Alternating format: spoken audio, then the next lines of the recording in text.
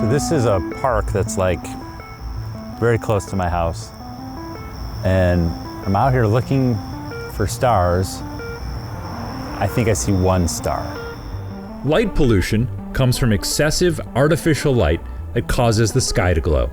And new research in the journal Science found because of light pollution, the night sky is getting 10% brighter every year. What is lost when you look up and you can't see what everybody else, every other generation saw, except for ours?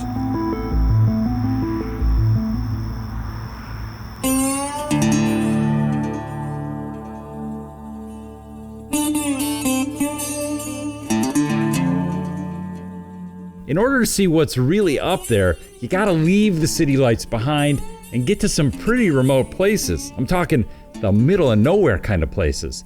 This is the McDonald Observatory in far west Texas.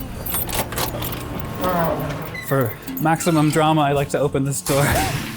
That's where astronomer Stephen Janowicki works. Stephen to Amy, we are heading onto the dome floor. Yeah, drama. That's right. You weren't lying. Amy, can we go back to north for the structure, please?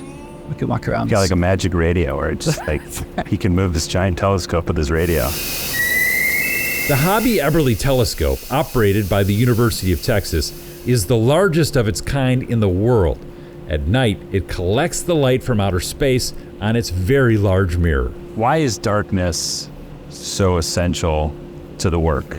We are trying to catch the light, the little particles of light that come from the farthest corners of the universe sometimes and have traveled unthinkable distances to get here. And why do we need to know this? When I told my grandfather I was going to be an astronomer, he said, "Why don't you be a pediatrician like your cousin?" And it was the same question. But I think we need to know because it's a fundamental human pursuit of trying to learn new things. It's the same question of why we make art or why we do anything that doesn't have a product that comes out of it. We are trying to understand the universe. And that job is getting harder. This is a light pollution map of the United States. Check out the eastern half of the country, where there are now very few places left that are not light polluted. If the sky got too bright, eventually there would be no point in building big telescopes on the ground at all. Honestly, I think a lot of people come here for the telescopes, but leave just remembering the naked eye experience the most, right? Because you get so much, right? It's everything all at once. Yeah. Protecting the night sky here is the job of astronomer Stephen Hummel.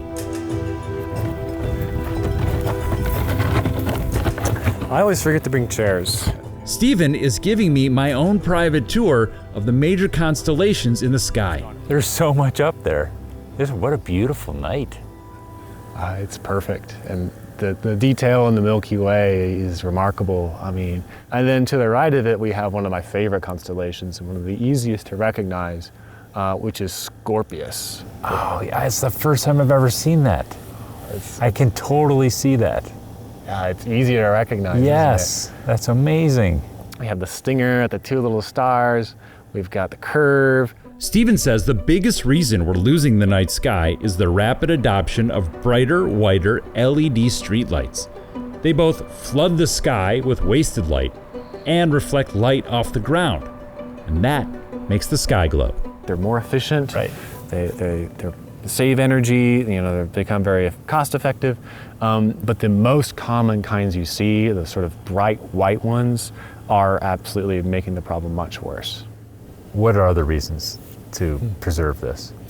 Why preserve the night sky? I would just be heartbroken if future generations couldn't enjoy this the way we are now. Imagining a future without that is bleak to me. And it's increasingly the reality. How many people never get to see this? And light pollution is not just a stargazing problem. Research shows it can interrupt our sleep cycle, leading to health issues like certain cancers and heart problems. It's also a major factor in the decline of insect populations, which require darkness to navigate, and it contributes to the death of hundreds of millions of birds each year that fly into brightly lit buildings.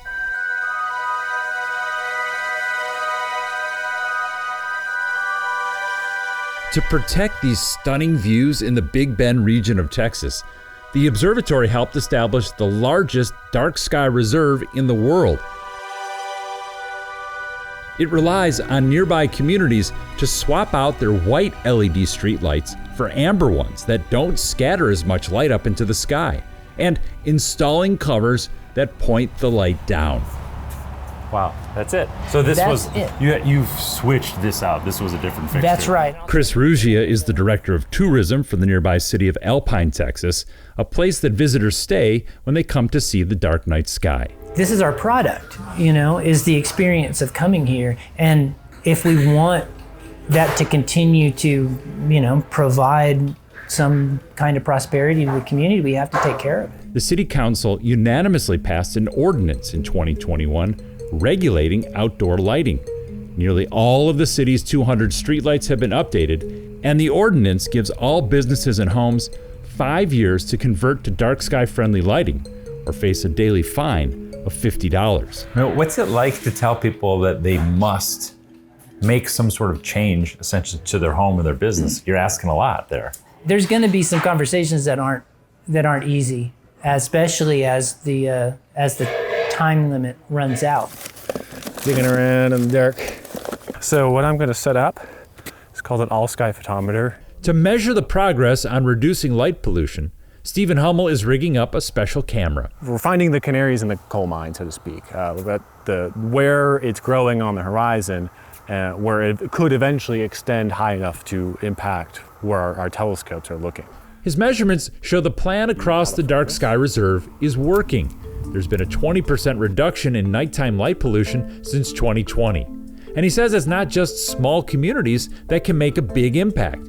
Big cities like Los Angeles, Chicago, and Phoenix are all swapping out their overly bright streetlights for ones that are dark sky friendly. The problem really isn't money, it isn't infrastructure really, it's awareness.